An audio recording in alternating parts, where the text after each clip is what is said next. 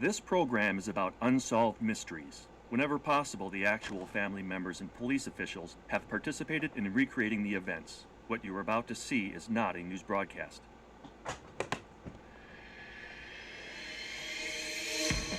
In the early 1930s, two amateur prospectors in Wyoming chanced upon a baffling curiosity: the mummified remains of a tiny ancient human being. X-rays revealed what appeared to be a fully developed skeleton just 17 inches tall, about the height of a coffee table. Could the artifact be evidence that a mythological race of supernatural beings known as the Little People actually existed? In Mississippi, the tragic death of 18-year-old Andre Jones, the son of civil rights activists, is surrounded by a storm of controversy. In 1992, Jones was arrested at a routine sobriety checkpoint, but less than 36 hours later, he was dead. Authorities say he hung himself with a shoelace in the shower stall of his jail cell. Andre's parents say he was murdered. October 2nd, 1961, when 11-year-old Alan Betcher told his parents that someone had left a baby in their car, they thought he was joking. Today, that baby is a grown woman searching for her birth mother. Also tonight, in a remarkable update, a landlord watching Unsolved Mysteries is shocked to discover that one of his former tenants is wanted for murder. Join me. Perhaps you, too, may be able to help solve a mystery.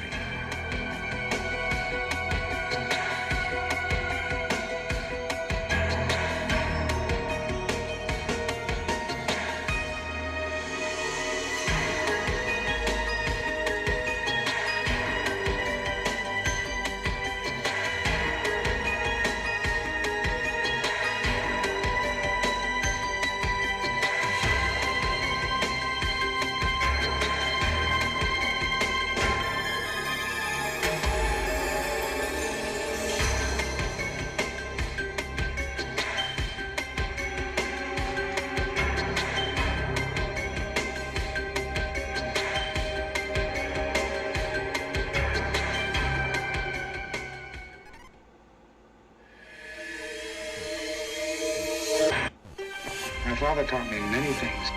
He taught me, keep your friends close, but your enemies close. It's not personal. It's strictly business. That's a Sicilian message. He sleeps with the fishes. I'll make him an offer he can't refuse.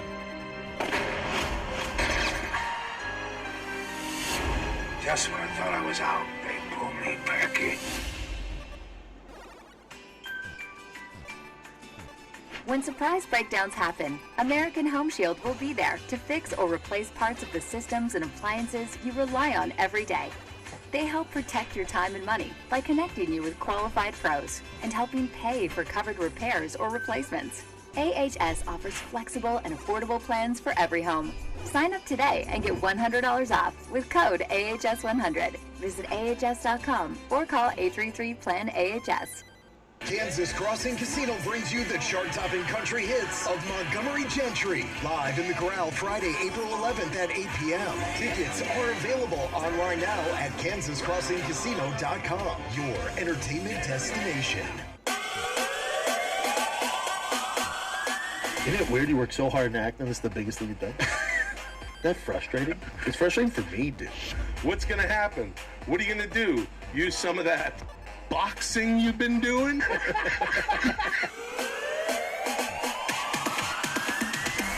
If you're an alcoholic, you'll get caught. It's a white belt going against a black belt in conspiracies, and you got an I'll do anything for numbers, as you know.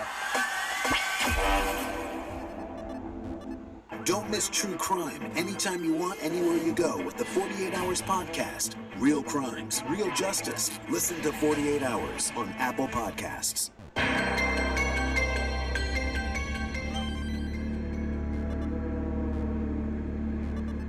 The American West, a magical land with a rich and colorful past. For many, the frontier conjures up images of outlaws, cowboys, and buried treasure.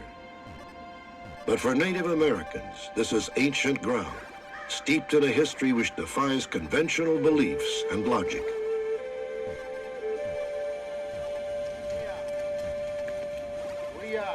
For generations, medicine men of the Crow, Shoshone, and Arapaho tribes have told stories of a mythic race of supernatural beings able to perform feats of amazing physical strength.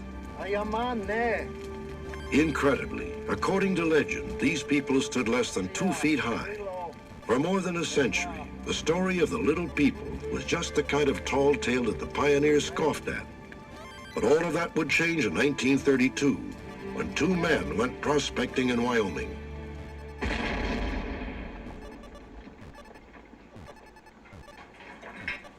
Cecil Main and Frank Carr were 2 amateur gold prospectors. And they were in the Pedro Mountains, which is right along the shore of Pathfinder Reservoir, about the center of the state. At the back of the cave, Cecil Main and Frank Carr made an extraordinary discovery. What's that? What? Right here. Perched on a rocky ledge was a small figure, just 6 inches high, mummified in a sitting position. We'd never seen anything like that before and would have no idea what it was, except that they knew it was probably worth taking out. Several days later, Cecil Main returned to the cave alone. Paying no heed to the notion that the cave was a sacred Indian burial site, Main snatched the mysterious mummy. It has been an object of great controversy and mystery ever since. Over the years, the mummy has come into the possession of a number of different people. Unsubstantiated rumor has it that each of the owners died under unusual circumstances. As far as anyone knows, the most recent owner disappeared without a trace nearly 20 years ago, along with the mummy. Those who believe in the legend of the little people claim a curse is responsible. Others maintain it's all just a coincidence. The discovery of the mummy in 1932 made headlines throughout Wyoming and prompted speculation that it had been placed in the cave by one of the Native American tribes. Many Native American spiritual people have told me that they have certain ways they bury and intern their dead. And this mummy is in a different position than anything they've ever seen. So they don't know exactly, from their own viewpoints, they don't know what it is. However, Cecil Main did not really care what the mummy was. He was looking to sell it, and eventually he found a willing buyer.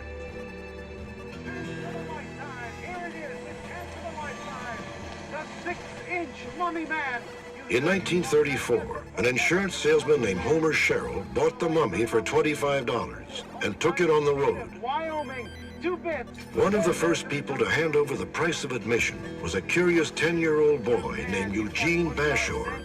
You won't believe in mummies? Of course you'll see it. You will have a great mummy tour. My dad didn't want me to see it. What I remember most about that was what a hard time I had talking him into giving me 25 cents so I could see the mummy. And when I went in, he went in one door and then walked past a table where the mummy was sitting. There was a guard there, and then out another door, and they moved you right by. You didn't get to look at it very long. It was about 6.5 inches high seated, and standing it would have been about 17 inches high. The mummy had bronze skin and a flattened skull, with wisps of gray hair protruding from the back of the head. Although the mummy was seen by hundreds of people over the next 10 years, no serious scientific analysis was undertaken until 1950. Mr. Goodman? Ivan Goodman. By then, the mummy had fallen into the hands of a used car dealer named Ivan Goodman. Well, what do you have to show me? Goodman took the relic to Dr. Paul Martin at the Chicago Museum of Natural History for an analysis. Some serious efforts were made in the early 1950s to get this little mummy documented, and it was done rather well, I think, for the times. There were photographs taken, good photographs that we can still look at. There were x-rays taken. Really a surprising amount of very effective documentation was made. The x-rays revealed that the object had a complete skeletal structure, as well as a full set of teeth. Initially, it did appear to be the mummified remains of a fully developed human being, which happened to be 17 inches tall. But after reviewing all of the material, Dr. Martin reached an altogether different conclusion. In his opinion, the mummy was not a mature adult, but an infant who had suffered from a medical abnormality known as anencephaly. This is a condition in which infants are born without a brain and lack a complete skull. As a result, they may often take on the physical appearance of an adult. However, Eugene Bashore claims that other experts believe the malformed skull could have been the result of a severe blow to the head. Some of the people I've interviewed that were experts, doctors, radiologists, said there are pieces of skull in the scalp that's hanging down like it was beat down and it's a result of trauma, injury. Eugene Bashore further states that the scientists he spoke with believe the mummy had other adult characteristics. It also has a full set of teeth, quite prominent teeth, and infants would show 2 sets of undeveloped teeth still up in the jaws. These have descended and there's no other teeth above them, like a baby or a young person would have. Dr. George Gill still disagrees. Yeah, all the physicians and physical anthropologists that I know of who I've ever looked at, that I've been able to verify, to actually talk to them, have said that it's some type of infant and it looks to them to be an anencephalic human infant. Oh, I certainly am going to do everything I can to prove that. In October of 1950, Ivan Goodman loaned the find to Dr. Leonard Wadler, curator of a New York museum. Sound of that. I'm going to trust him with you, Doc. You take good care of him. Oh, don't worry. He's in good hands. You take care, sir. I shall. Goodman felt there was a fortune to be made if Wadler could prove that the mummy was a North American relative of the Pygmies, a race of people in Africa and Asia who stand 4 to 5 feet in height. Unfortunately, Ivan Goodman died of a sudden stroke before the theory was proven, and Wadler kept the mummy.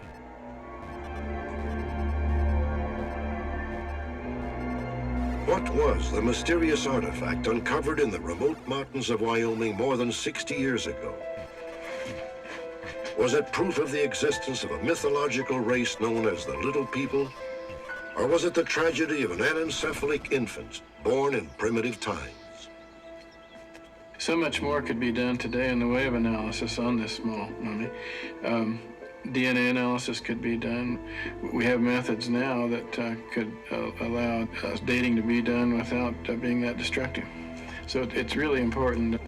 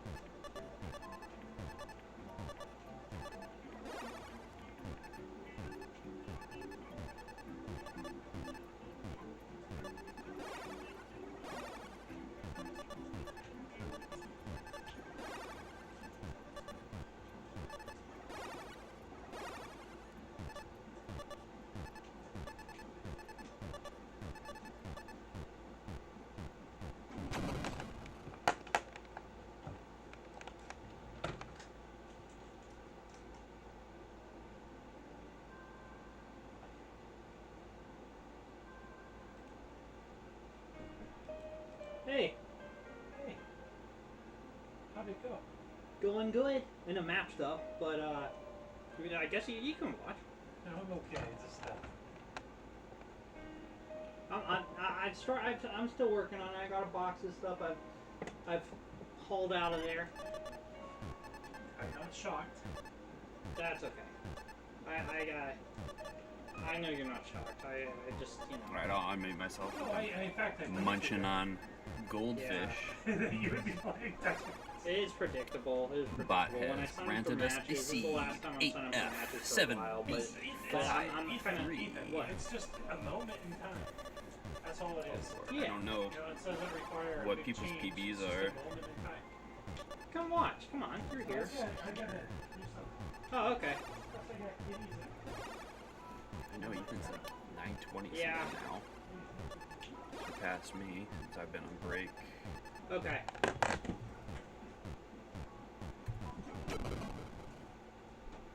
Don't worry, Watch the out. ATM still stands. And is TNP lower? Does lower goes first? Ethan choice. Thank you, Imagine.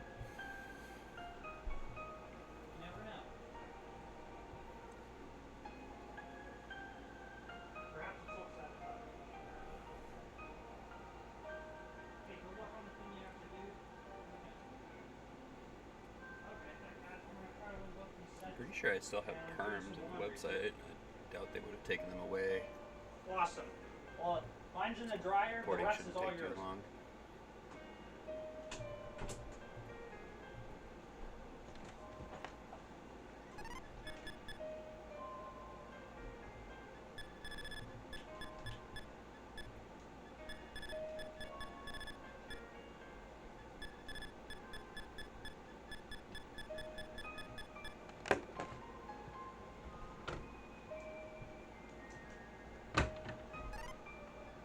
Nice, I do still have perms.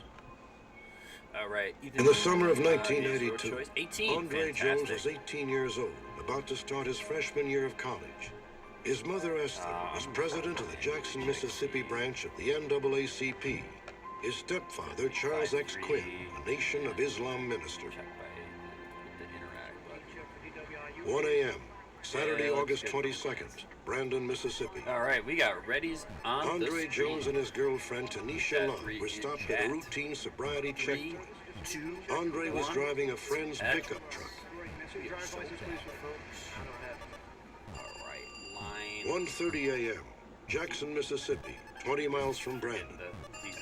Andre's parents were awakened when the phone rang. Hello? Name, right? At least I do. This is Tanisha. I'm sorry to call you, but Andre's been arrested. Players waiting for that long bar. Andre's gonna take the first burn with that square. Both players have Tetris down. It's me. 2 a.m. Andre called his parents from the Brandon police station. He said he did not know what he had been charged with.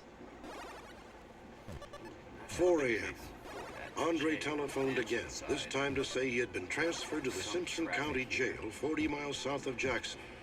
According to his parents, he still did not know what the charges against him were. We were told that they could not tell us anything at that time, and Simpson County just refused to even talk to us, and they told us that we could not come to their jail. And that's going to be game one for Ethan. The Quinns say that they spoke with Andre at least 5 different times on Saturday. How can they keep me in here an extra day and they haven't even charged me? He was very much concerned about his charges, and we could not tell him didn't add anything. hearts to this. Oh no. He was very much Oh, concerned no. about getting out immediately and so that he could attend school the very Please next do day. not delete player 2. About I can save midnight this. that night, I heard a knock on the door. It was a Jackson police officer. Ethan score 1. I have a message here from Mrs. Esther Jones Quinn. My husband, I could take it. Sir, I really need to deliver this to her in person. Alright, we have players incremented and This officer has seats a message for and a level Esther call. Jones Quinn? Let's count them down. He gave me the 3, piece of paper which 2, only had 1, a phone number Tetris. for the Simpson County Jail. I'm really not sure, man. There was not a note, there was not a message, it was only a number. Yes, hello? Yes, my name is Esther Jones Quinn. Yes. I was informed that Andre had The jank is real, committed suicide. folks. But hey, That I we're was here. casually informed that he had committed suicide, as if they could have been talking to someone that didn't even know who he was. Oh, missed inputs. I wasn't looking at chat. According to Andre's parents, he had never shown suicidal tendencies. He had never even suffered from depression. Andre had no previous arrest record, so when Esther and Charles Quinn started to look into his death, they naturally began with the circumstances of his arrest. Mansion barely in the lead with 50,000, 20, 50,000. Andre and Tanisha had stopped by the Quinn's house in Jackson around 11:45 Friday night. They left and drove east toward Brandon, where Tanisha lived. Near the Brandon city limits, came upon the checkpoint. Next Lombard came in. Oh no! According to the Quinn's lawyers, the police say that Andre Jones stopped just short of the checkpoint. And with that, Mansion is going to take They say game Andre 2. tossed an object out of the window of the truck. Sir, did you show something out of this vehicle? No, let me see your driver's license. Police identify the object as a .38 caliber handgun. Is that an open beer can? Inside the truck, they say there was an open can of beer. And finally, the truck, which Andre had borrowed and driven for more than a week, turned out to be stolen. Put your hands on the roof, spread your legs. I'm not sure if he knew or not if the truck was stolen. It would appear to me that if he knew the truck was stolen, he would be skeptical in driving it so openly. I didn't know nothing about the truck, but I know there wasn't no beer in the truck, and he did not throw a gun out the truck because there was no gun in the truck. Tanisha Love's version of the events is very different from the reported police version. May I see your license, please? I don't have it. You don't have a license with you? No, I forgot it. What's your name? Andre Jones. Tanisha claims that as soon as the officers heard Andre's name, their attitude immediately changed. After they asked him his name, they all went to I say like a little huddle, you know, like football huddle. And they was, I don't know what they was talking about because they was talking low. And after that, that's when they came to the truck and asked Andre again, did he have his license? He said, no, sir, I don't have my license. Step away. Hands on the roof of the vehicle. And they asked him to step out the truck. That's when they handcuffed him. They shackled his feet, and they had him handcuffed at the same time. I didn't understand what was going on. State Public Safety Commissioner Jim Ingram believes Andre Jones was not shackled.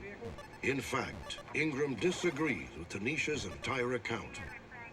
There was no confrontation whatsoever with young Andre Jones. In fact, the officers were very amazed how cooperative he was. This is 2 for 1. According to Commissioner Ingram, Andre was so cooperative with the Brandon Police Department that he admitted being in a gang and even showed the police gang hand signals, which they photographed. Kill 2 of yours. He posed for photographs with different sign signals indicating how gangs make statements by signs. It was a very cooperative attitude on both sides. The officers have indicated they really were impressed with this young man. My child was very independent and a very intelligent young man with strong aspirations.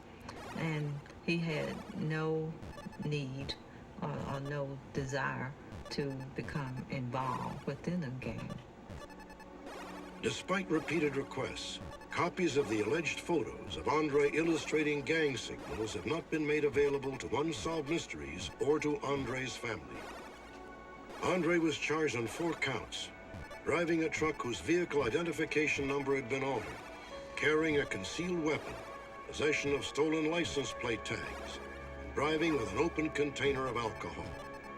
Commissioner Ingram remains adamant that the arrest was non-confrontational. Charles Quinn, however, says that an inmate in Brandon claims the police used racial epithets to intimidate Andre. One of the inmates who were transferred with Andre said that the officer said, "Do you know what happened to niggers for stealing a white man's truck?" And of course, other statements were said to put fear in Andre. At approximately 4 a.m. on Saturday, Andre was transferred from Brandon to the Simpson County Jail 35 miles away. The Simpson County facility had a reputation as a dangerous jail. This is a rough diagram of the cell into which Andre Jones was transferred. 12 other inmates were being held in the narrow L-shaped space. A dimly lit corridor next to the cell led to a toilet and the shower stall where Andre's body was found. One of the inmates came forward and said, "Hey, This guy had sure been in the shower for a long time. One of the men walked back and said they found a young man hanging by a shoelace, and the shower still running. And that's when they called for the guards, and immediately they unlocked the cell and took him down. Authorities state that Andre Jones had hung himself with his own shoelace. They say Andre tied the shoelace to an iron grate above the shower head. When Charles Quinn was allowed to visit the cell, he estimated the grate was approximately 8 feet above the floor. He would need someone to have held him up to do that. And he would have needed some type of stool to stand on. That's incorrect. The point of attachment of the... Dr. Stephen Hayne, the state-approved pathologist who performed the autopsy, said investigators had demonstrated that it was possible for Andre to have hung himself unaided. That position was easily reached by a member of the sheriff's office who was acting as the decedent. Andre's parents also feel it is impossible that their son's body weight could have been supported simply by a lace from his running shoes. But Dr. Haynes says the laces were tested by the manufacturer and their tensile strength was found sufficient. Less than a week after Andre's death, his parents hired an independent pathologist, Dr. James Bryant, to examine the remains and review the case. I think it's highly probable that he was strangled. Someone did this to him. In the usual case of a suicide by hanging, the ligature mark is along the side of the neck and doesn't go all the way around. That was 3, yes. So you won the first set, I believe. The neck and all the way into the back and crisscrossed in this fashion. This suggests to me that there was that someone had to come from behind and wrap the ligature around his neck. And then furthermore, there's no knot mark. All right, we got ready. The imprint area would be in the hairline, and the hairline would act as a buffer, no longer allowing for that imprint to be present on the upper back surface of the neck. No, Andre Jones' hair was cut short, and the crisscross marking was not in the hairline, and there were no knot marks anywhere else. Dr. Haynes' autopsy report listed no evidence of bruising on Andre's neck or anywhere else on his body. Dr. Bryant's observations were different. He had some bruising under one of his eyes, and also he had some bruising on the shoulder of the same side. The bruising could have been right at the time that he died, or it could have been sometime during the day. But apparently he suffered some kind of blunt trauma sometime during the time he was in the jail. We were informed by one of the inmates that Andre was taken off that cell block and out of that jail. And when he was brought back in, he was brought back in a wheelchair. And that he was laid on the shower floor and the hanging scene was staged.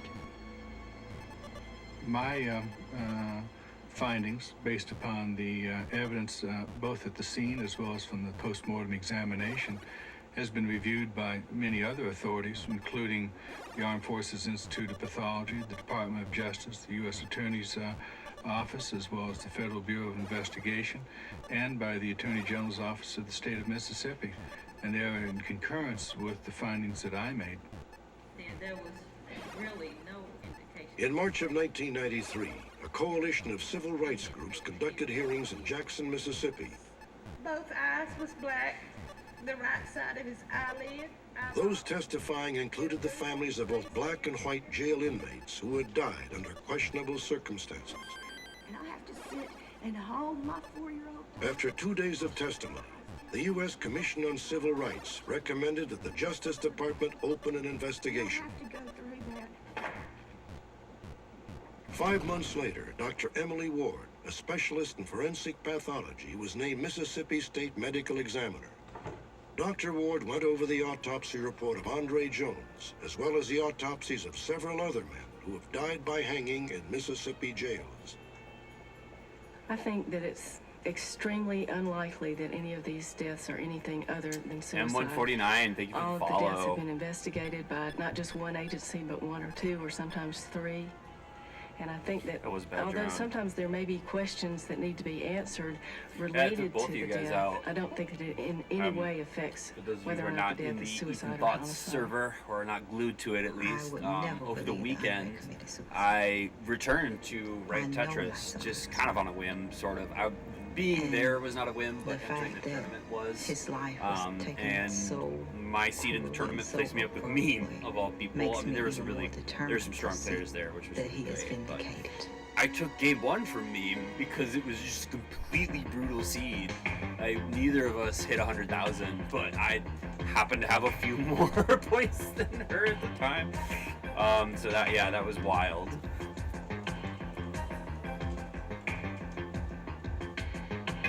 Steve from TGM4.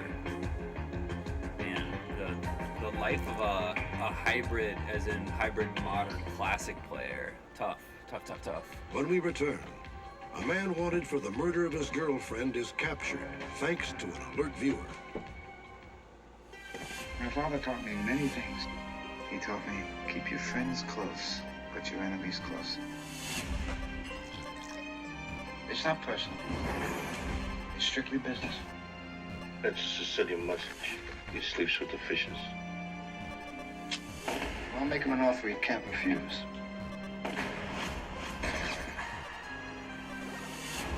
Just when I thought I was out, they pulled me back in. When surprise breakdowns happen, American Home Shield will be there to fix or replace parts of the systems and appliances you rely on every day. They help protect your time and money by connecting you with qualified pros and helping pay for covered repairs or replacements.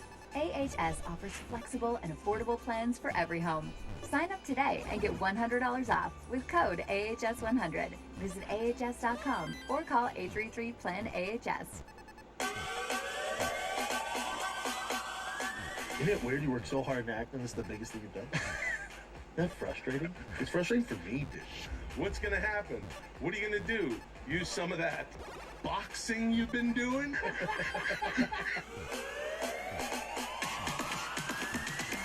If you're an alcoholic, you'll get caught. It's a white belt going against a black belt in conspiracies, and you got... I'll do anything for numbers, as you know.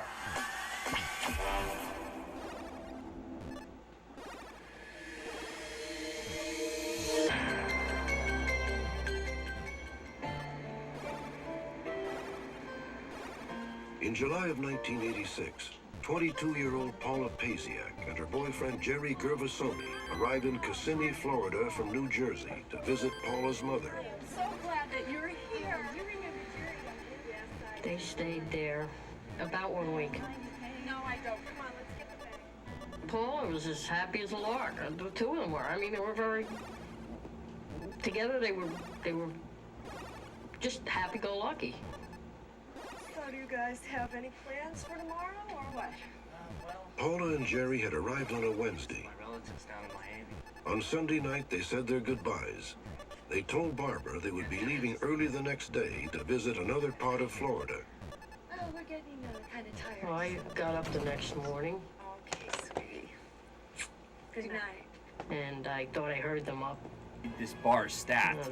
Not able to get the J over, and it looks like, yes, indeed, Mansion, you are in a chase down. You need 181. Ethan's final score of 180,650 points. Maybe if I had, things would have been different. Mansion now with a clean board.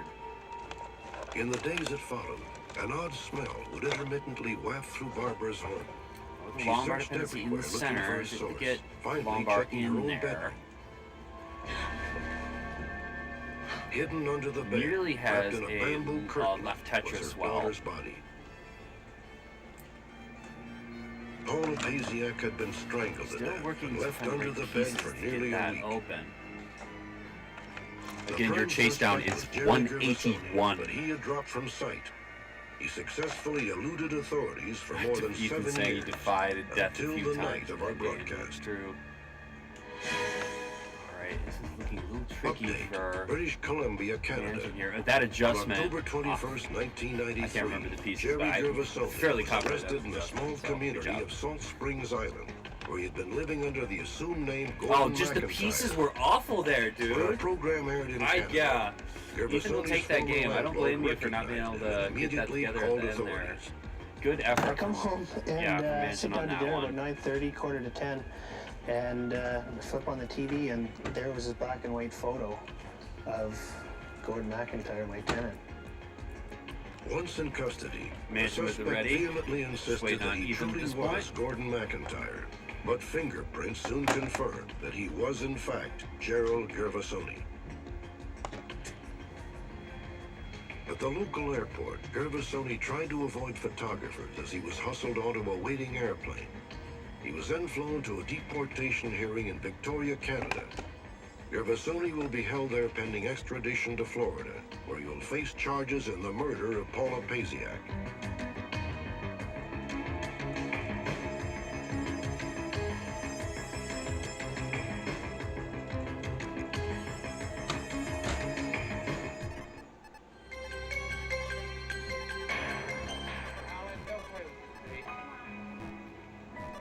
On the evening of October 2nd, 1961, Mr. and Mrs. Earl Betcher and their youngest son, Alan, were leaving Baptist Hospital in Jacksonville, Florida. The Betchers had been visiting one of their other sons and could never have imagined the surprise that awaited them.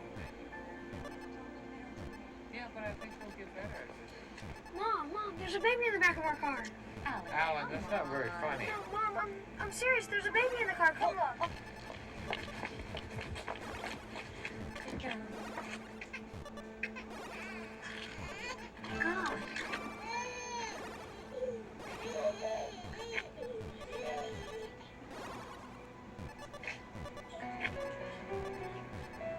Did you see anybody around? No.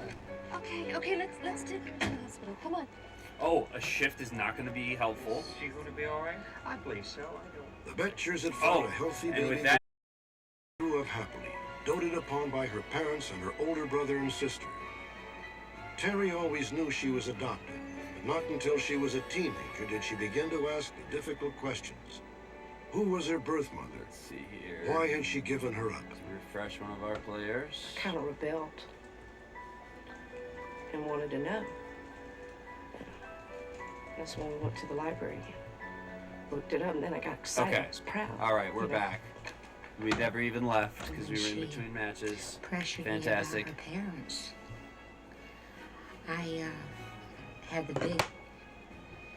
the big problem about whether to tell her the truth as I knew it, or whether to say I didn't know anything. And I really wrestled with it. And then I came out with that All right, I'd be we safe are. to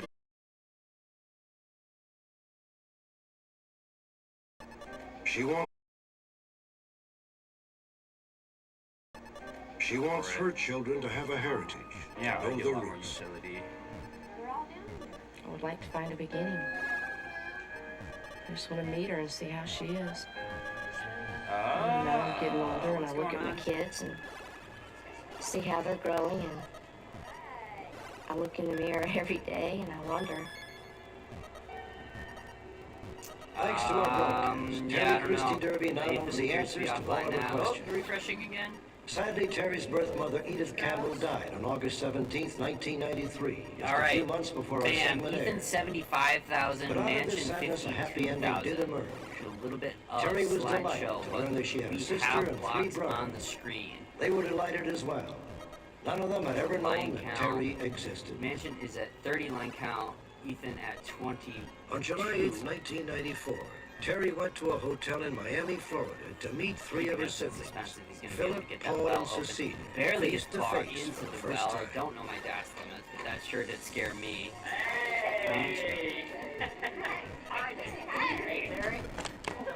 It was the neatest experience of my life. I walked in and there was everybody I wanted to see. Next to me giving birth to my own kids, to me. Less tidy of the two.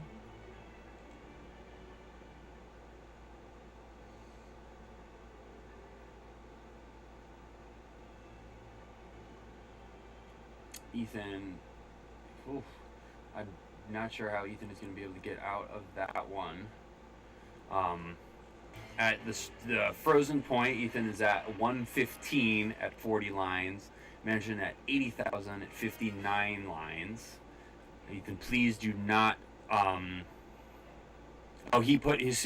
Your chase down Mansion is 119. Restarting stream. That is okay. Things do happen. So.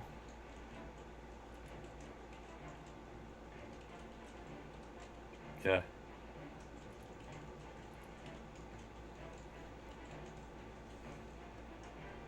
M149, are you from Cuba? That is yeah, I don't know. I don't want to get too much into geopolitics here. One more time, Mansion, your chase down is 119. Top out score for Ethan, 118, 199. Gotta love those push down points. Okay, yeah, we do have the top out screen now, so just for posterity, it's nice. Center well triple for Mansion there is within 4,000 points. A few more lines will do it.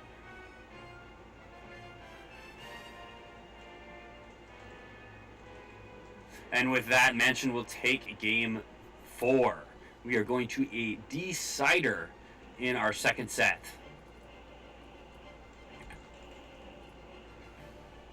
Appropriately epic Mario Galaxy music for the decider. Yeah, I figured that was the stonks. And what's wild is like the ups and downs of the market is so much based on just whims or like vibes. Of course, the market is always vibes based, you know.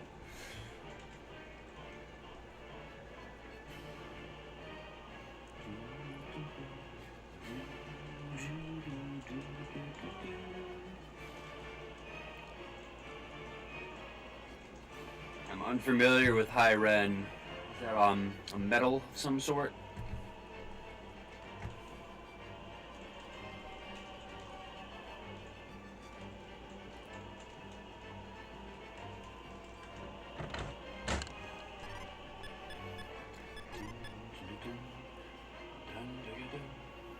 All right.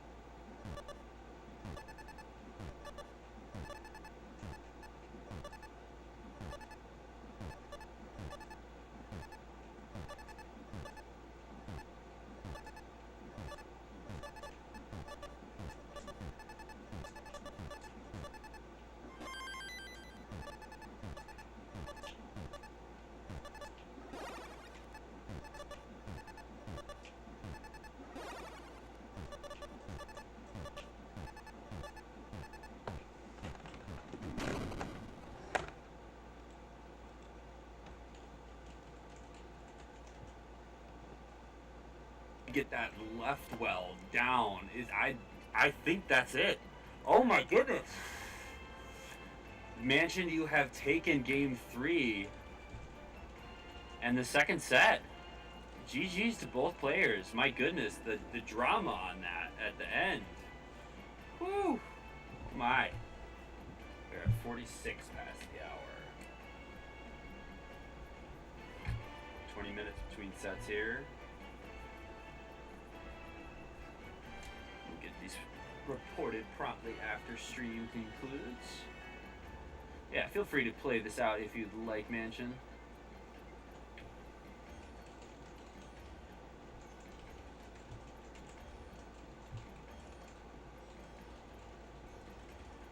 What a joke, says Ethan. Angry stack.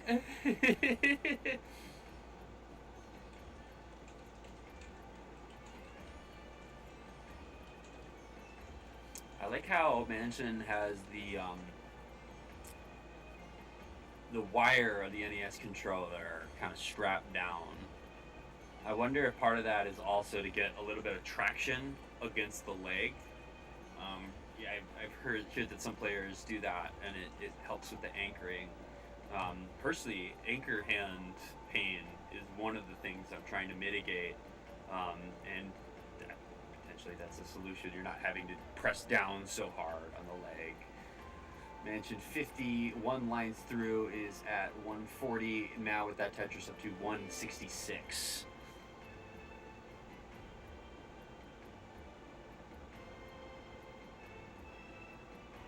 Oh, heck yeah. Yeah, I saw you posted some like videos and stuff, Ethan. I gotta go look at those. That was cool that you went to that event. Glad you enjoyed that. To celebrate something we love. Other people who love it. Always a good thing. We're pretty good at that here in the Tetris scene.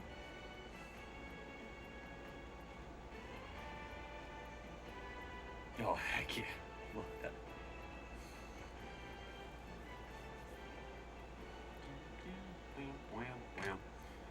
What time is it in UTC? Oh, can I do it on Twitch?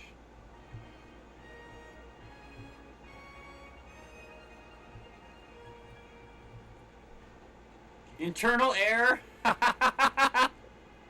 I love breaking the bot. Thank you, Snowy. Almost 23. And is that when March is coming on?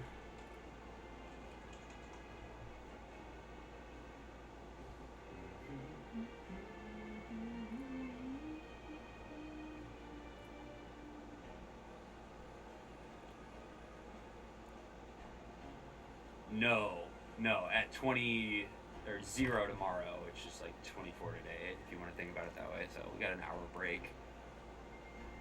Yes, thank you, Ethan.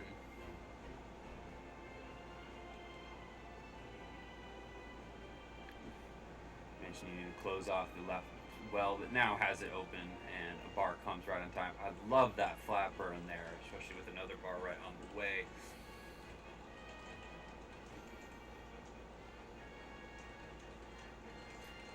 I haven't posted this anywhere, because I don't want it to come off as a humble brag, but I'm just like, it's so in my mind. I'm like, it's part of the reason that like I think the Tetris bug is gonna stick with me this time. I was really lucky to be able to meet and spend some time with Fractal this weekend, which is really cool dude, and even when I hadn't known him in person or got the chance, he was really nice to me, very welcoming in my adventures, trying to understand and help with CT bot. But at one point I was qualling, or like warming up to qual, and Fractal was like, I like your stacking, and I was just like trying not to explode. I'm like, oh my god, ah! So yeah, that was one of the more meaningful compliments I've gotten in a long time. Very clean board here for a Mansion. 122 lines in, 361,000 even, nearing the transition. Yes, right? Thank you. It's just like, it was crazy. It was